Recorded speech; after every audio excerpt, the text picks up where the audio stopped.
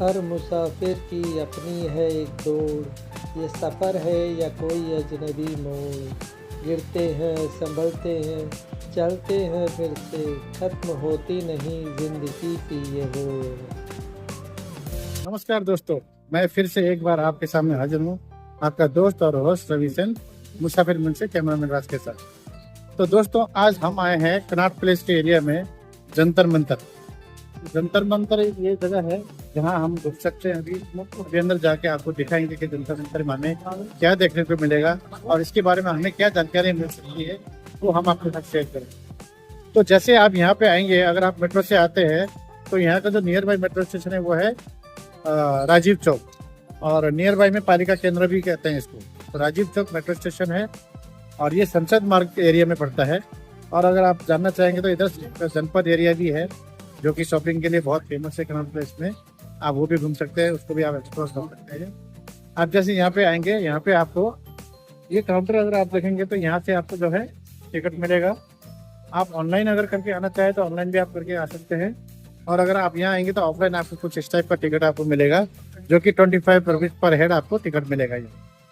और यहाँ से हम अभी अंदर जाएंगे और अंदर क्या हमें देखने को मिलेगा और क्या हमें जानकारी मिलती है तो हम आपके साथ भी शेयर करेंगे। तो आइए, बने रहिए हमारे साथ।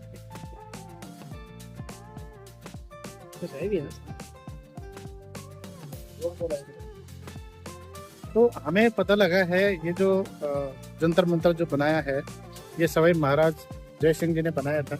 जैसे कि और भी जगह, ऐसे जगह और भी है दिल्ली से बाहर भी।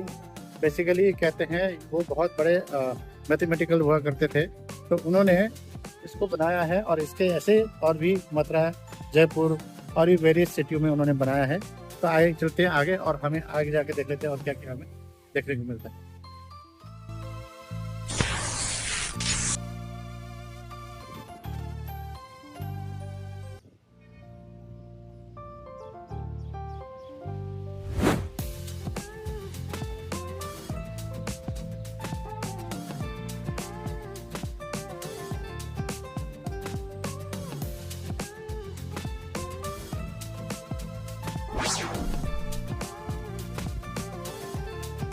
तो दोस्तों, ये जो आप देख रहे हैं इसके बारे में हमें अंदाज़ा लगाना थोड़ा मुश्किल ही है। मुश्किल थोड़ा ही नहीं, बहुत मुश्किल है, क्योंकि जिस ज़माने में ये बनाया गया और उन्होंने क्या सोच के बनाया है ये बहुत मुश्किल है हम लोगों को समझने के लिए। फिर भी हम कोशिश करेंगे इसके बारे में और हमें और क्या जानकारी मिल सकती है और क्या हम इसको समझ पाएंगे।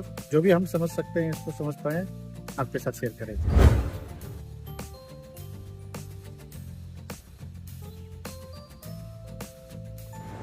ये है सम्राट यंत्र। ये लगभग 300 साल पहले बनाया गया था और ये उस समय का सबसे महत्वपूर्ण सूर्य घड़ी के नाम से जाना जाता है।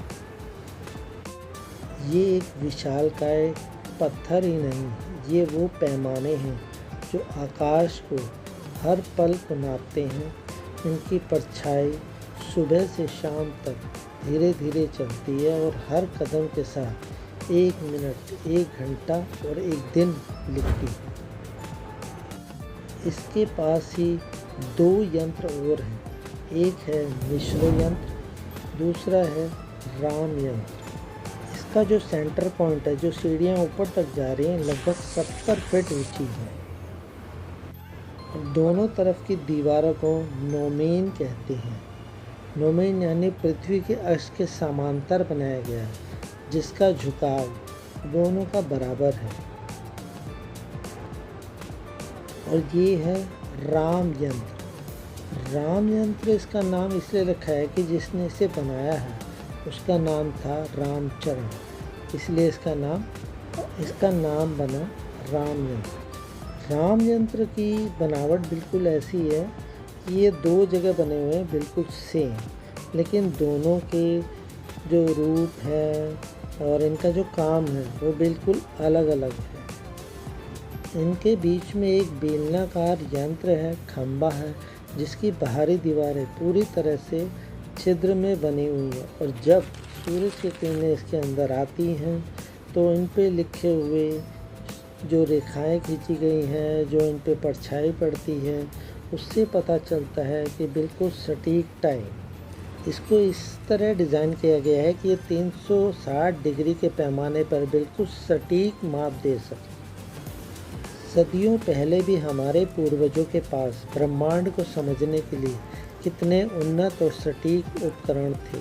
ये जंतर मंतर हमें यही बताता है। दिल्ली प्रेडिक्टेबल नहीं है। दिल्ली में कभी भी बारिश, कभी भी मौसम चेंज हो सकता है। तो आज हम लोग यहाँ पे शूट कर रहे हैं और बीच में ही बारिश आ गया है। मौसम बहुत अच्छा हो गया, सुहाना हो गया है। गर्मी से और धूप के साथ हमें राहत मिल रही है और मज़ा भी आ रहा है, अच्छा भी लग रहा है दिल्ली की बारिश।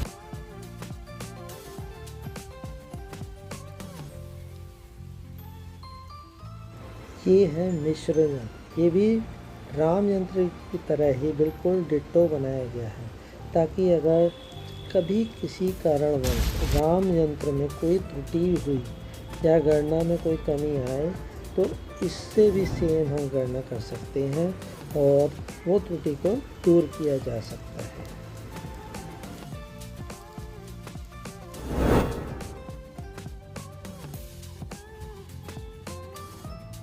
नमस्कार दोस्तों, एक बार फिर से आपके सामने हाजिर हूँ, आपका दोस्त और होस्ट रवि सेन, मुसाफिर मंच से कैमरामैन राज के साथ। आज हम आए हैं उग्रसेन की बावली, यानी कि ये जो एरिया है ये कनॉट प्लेस के आसपास मान सकते हैं आप, या बाराखंबा के आसपास मान सकते हैं, जो कि दिल्ली में है।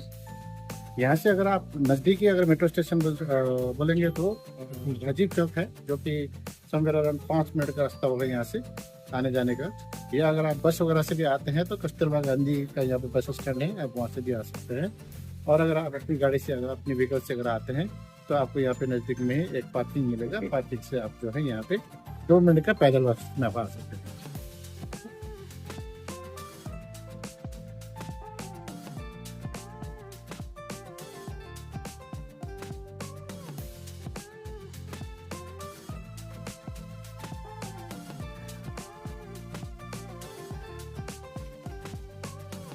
तो दोस्तों चलिए हम अंदर चलते हैं और अंदर जाके देखते हैं कि अग्रसेन की बावली कैसी है, कैसा दिखता है, और आप लोगों को हम दिखाने की कोशिश करेंगे। और जो छोटा मोटा जितना हमें इन्फॉर्मेशन मिलेगा वो आपके साथ शेयर करने की कोशिश करेंगे।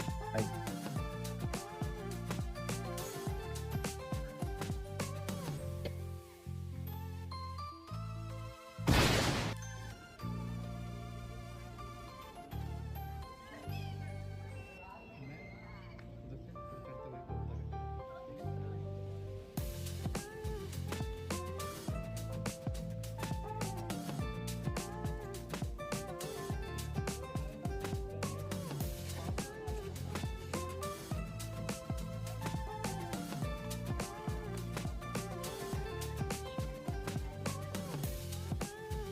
तो दोस्तों हम लोग हैं अग्रसेन की बावली में। कहते हैं ये बावली तकरीबन 14वीं सदी में बनाया गया।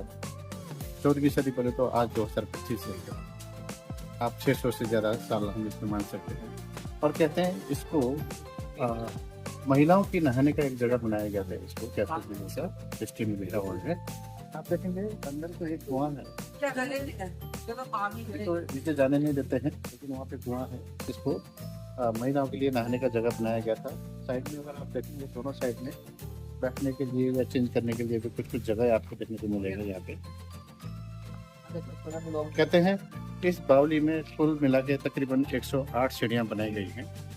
और अगर आपको याद हो तो इस बावली के अंदर में एक मूवी का शूटिंग हुआ था जिसका नाम था पीके।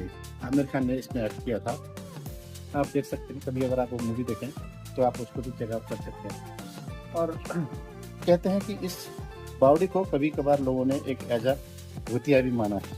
कहते हैं ये जो पानी है ये काला पानी है, और लोगों को ऐसा लगता था कि जितने नज़दीक जाते थे ये काला पानी अपनी तरफ खींच रहा है, और लोगों को ऐसा लगता था कि जैसे हम इस पर हम आत्महत्या कर लें या मर जाए, इसके अंदर ऐसा कुछ करें।